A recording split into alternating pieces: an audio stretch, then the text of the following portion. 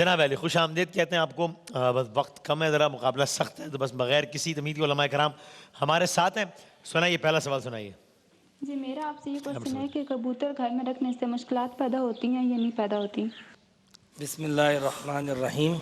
کبوتر گھر میں رکھنے سے تو مشکلات نہیں ہوتی ہیں. مشکلات جو ہم باقی چیزیں جو کرتے ہیں نا, ظہر الفساد فی البحر والبر بما کسبت ایدی الناس, کہ زمین میں جو ہے وہ فساد پھیل گیا انسان کے اپنے اعمال سے. کبوتر گھر میں رکھنے سے فساد نہیں پھیلتا. اس طرح کا عقیدہ بھی نہیں رکھنا چاہیے کہ کبوتر رکھنے سے یہ ہو جائے گا. پچھلے دنوں ہم نے ایک پروگرام میں تفصیل سے بتایا تھا کہ اس طرح کی بدشگونی اسلام میں نہیں ہے. اس میں وہ کتے کے پالنے کے والے ہم نے اسپیسیفک بات بھی کی تھی کہ وہ بات کی تھی. بالکل ٹھیک ہے. کیا ویسے اسلام میں ذرا ڈسکریج کیا گیا کہ جب آپ کسی پرندے کو رکھتے ہیں تو اس کی ظاہر آزادی ختم ہوتی ہے, یا نہیں ٹھیک ہے اگر آپ صحیح خیال رکھیں تو ٹھیک ہے؟ دیکھیے, قید کرنے کی ممانعت ہے, پر کاٹ دیے اس کے, یہ اس کے ساتھ زیادتی ہے. لیکن اگر کبوتر آتے ہیں, دانہ ڈالتے ہیں, آپ کے پاس رہتے ہیں, تو اس میں کوئی حرج نہیں ہے. آپ نے ان کے لیے ایک سیف زون رکھا ہے جس میں جا کے وہ آرام کرتے ہیں. کھلا ہوا ہے پنجرہ, آپ کھول دیتے ہیں, وہ اڑ کے چلے جاتے ہیں. تو یہ تو اچھا عمل ہے کہ آپ ایک بے زبان کو جو وہ دانہ ڈال رہے ہیں, کھانا کھلا رہے ہیں. اس لیے اس میں کوئی حرج نہیں ہوتا. کبوتر بازی منع ہوتی ہے. کیا ہوتے ہیں؟ کبوتر بازی. اچھا, کبوتر بازی کی ممانعت. ہاں. اچھا اچھا, یعنی وہ اس میں وہ دوسرے کبوتر شکار کر کے لے کر آ جاتے ہیں, پھر کبوتر میں لگے رہنا, ہر وقت اس میں مگن رہنا, یہ سب منع ہے. صحیح, ٹھیک ہے. ویسے ایک اگلا سوال میں بات پوچھا, لیکن ضمنی سوال ہے کہ صرف تفریح تباہ کے لیے یہ شکار کرنا, ایک تو ہوتا ہے کہ آپ کچھ شکار کر رہے ہیں پھر کھا رہے ہیں, یہ ایک ہوتا ہے نا چلو یار ذرا دیکھو میرا نشان ہے دیکھو, تو اس کو ناپسند کیا گیا ہے اس کو؟ بسم اللہ الرحمن الرحیم. نہ فقط یہ کہ ناپسند کیا گیا ہے بلکہ اس کو حرمت کی حد تک بات آئی ہے. اچھا, یعنی کہ انسان شکار کر رہا ہے, ویسے ہی کسی درندے کو مار دیا, ویسے ہی کسی جانور کو مار دیا, تو یہ سفر بھی سفر حرام کہلائے گا. اور بہت سے اس کے اوپر مسائل ہیں جو مرتب ہوتے ہیں. بعض فقہاء تو اس حد تک گئے کہ ایسا سفر جو ہے اس سفر کی وجہ سے نمازیں بھی اس کی قصر نہیں ہوں گی, روزہ بھی اس کے اوپر معاف نہیں ہوگا, اس لیے کہ حرام, یعنی یہ بڑی تفصیلات. لیکن یہ کہ بنیادی بات یہ ہے کہ حلال گوشت جانور ہے, اس کو اگر آپ حاصل کرتے ہیں, اس کا گوشت حاصل کرتے ہیں, اس سے اگر استفادہ کرتے ہیں, اس میں کوئی حرج نہیں. اس سے دودھ سے استفادہ کرتے ہیں, اس میں کوئی پرابلم نہیں. اس کی فارمنگ کرتے ہیں, اس میں مسئلہ نہیں ہے.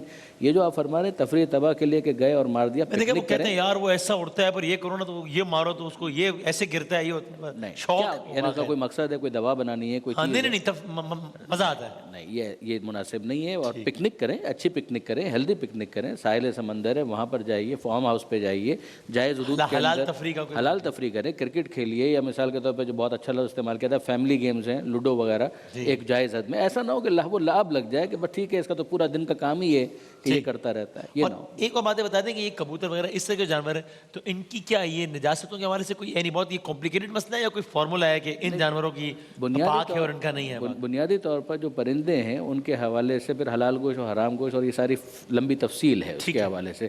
لیکن بہرحال جو حلال گوشت ہیں پرندے, ان کا تو بہرحال پیشاب اور پخانے کا کوئی مسئلہ نہیں ہے, نجاست کے حوالے سے نہیں. اس میں کوئی فقہی رائے مختلف ہے؟ بسم اللہ الرحمن الرحیم. صلی اللہ علیہ وآلہ وصحبہ وبارک وسلم.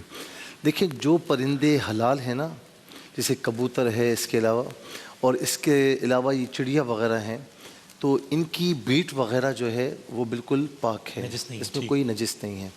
اچھا, وہ پرندے کی جو شکار کرتے ہیں جیسے چیل ہے, شکرا وغیرہ ہے, اور اس طرح, اور جن کا کھانا حلال نہیں ہے, تو ان کی بیٹ نجاست خفیفہ ہے. نجاست خفیفہ کا مطلب یہ ہوتا ہے کہ نجاست ہے لیکن آپ کے کسی اس پر 1/4 سے کم ہے تو اسے بھی صاف کرنا چاہیے, لیکن وہ معاف ہے. 1/4 ہے یا اس سے زیادہ ہے تو وہ آپ کو پاک کرنا ضروری ہے. صحیح, یعنی صفائی کا عنوان سے ظاہر ہے انسان صاف تو رکھیے اپنے آپ کو, لیکن یہ بھی آپ اسٹرکٹلی بتا رہے ہیں فقہی ٹرمز میں کہ پاک ہے یا نجس ہے, اس میں نماز ہوگی یا نہیں ہوگی, کپڑا پاک سمجھا جائے گا. خفیفہ مثال کے طور پر آپ کا یہ بازو ہے نا, اس کے 1/4 تک اگر آ گئی تو وہ پاک کرنا ضروری ہے. اس کے بغیر نماز نہیں ہوگی, اس سے زیادہ تب بھی نہیں ہوگی جب تک پاک نہیں کریں گے. کم ہے, نماز ہو جائے گی, لیکن اسے بھی پاک کر لینا چاہیے نفاست کے اعتبار سے. ایک اور سوال ہے, میں چلاتا نہیں ہوں, وقت کم ہے اس لیے ویسے ہی پوچھتا ہوں. ایک بندے کے پیسے دینے تھے اور اب بندے کا انتقال ہو گیا, کیا کریں؟ معصومانہ سوال ہے. معصومانہ سوال ہے. ایک جس بندے کے پیسے دینے تھے اور اس کا انتقال ہو گیا ہے, تو اس کے وارثین کو ڈھونڈیں, اگر وہ موجود ہیں تو ان کو دے دیے جائیں. کوئی وارث نہیں، کوئی بھی نہیں ہے اور پیسے آپ کے پاس پڑے ہوئے ہیں، تو پھر اللہ کی راہ میں کسی غریب کو، یتیم کو، مسکین کو، یا کوئی بھی نیک کام کریں، کسی مسجد میں، مدرسے میں دے دیں اور اس کے نام سے دیں تاکہ اس کا ایصال ثواب اس کو ہوتا رہے۔ ٹھیک ہو گیا۔ اور قبلہ یہ تو ہے نا کہ انتقال کر گیا ہے، ایک ہے کہ آپ کو یہ معلوم ہے کہ وہ اس دنیا میں ہے لیکن کسی طریقے سے اب رابطہ نہیں ہو رہا ہے، یعنی میں جانتا ہوں اس لوگوں کو کہ یار 15 سال پہلے بس تب اتنا حلال حرام کا کی تمیز نہیں تھی، کسی کے واجب الادا پیسے تھے نہیں دیے، بس نہیں دیے، آج میں دینا چاہ رہا ہوں اور اب وہ بندہ نہیں مل رہا ہے، معلوم ہے زندہ ہے لیکن پتہ نہیں کہاں ہے، کیا ہے، امکان ہے کہ زندہ ہوگا، کیا کریں، نہیں مل رہا۔ بسم اللہ الرحمن الرحیم، صلی اللہ علیہ حبیب محمد وعلی آلہ وصحبہ بارک وسلم۔ پہلے تو پوری کوشش کریں کہ اس تک ایکسیس ہو جائے، کسی طرح ایکسیس کر کے یا تو اسے واپس کریں یا اسے معاف کرا لیں، اور اگر ایسی کوئی صورت نہیں بنتی تو صورت میں یہ ہے کہ بغیر ثواب کی نیت کے کسی شرعی فقیر پر تصدق کر دیں، صدقہ کر دیں، تو اس طرح یہ ہوگا گلو خلاصی ہو جائے گی۔ لیکن اگر وہ آپ کو مل گئے کہیں اور وہ اپنا مطالبہ کرتے ہیں بعد میں، تو اب وہ جو صدقہ میری کہ میں نے دے دیا تمہارا والا فقیر کو، اب وہ دینا پڑے گا۔ اچھا، اور اس میں جو ثواب کی نیت کا کہا جاتا ہے نا، تو بعض لوگ اس پر کہتے ہیں کہ جناب جب ثواب نہیں ملنا تو پھر ایسا کرے کیوں؟ تو ہم اس کا جواب بتاتے ہیں کہ ثواب کی نیت نہ کرے کا مطلب یہ ہوتا ہے کہ یہ مال چونکہ اس کے حق میں حلال نہیں ہے، اور حلال کو صدقہ کرنا ہوتا ہے، ثواب اس پر ملتا ہے، حرام مال کو صدقے میں دینے کی ممانعت ہے۔ ان اللہ طیب لا یقبل الا طیبا، اللہ طیب ہے اور طیب ہی کو قبول فرماتا ہے، لیکن اس کو ثواب ملے گا، کس چیز کا ثواب ملے گا؟ کہ یہ ایک شرعی حکم پر عمل کر رہا ہے کہ حرام سے اب مجھے بچنا کیسے ہے، اسے گلو خلاصی کیسے کراؤں، تو شریعت نے اسے ایک طریقہ بتایا، اس طریقے کو فالو کر رہا ہے، تو اس طریقے کو فالو کرنے کا ثواب اسے بہرحال ملے گا۔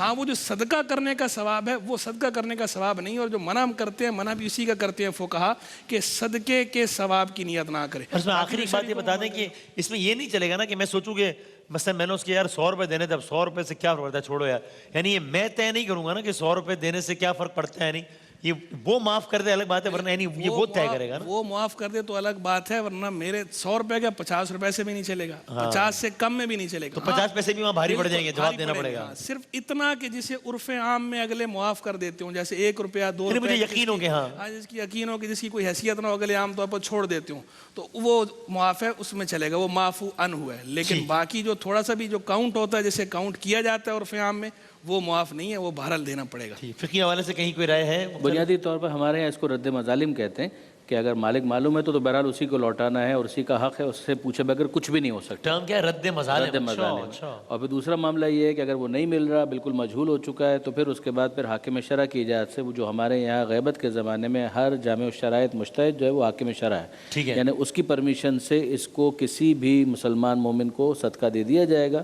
اور اس طریقے سے اس کی ذمہ داری پوری ہوگی اگر وہ نہیں مل رہا، ورنہ تو بہرحال اسی کو پہنچانا ہے۔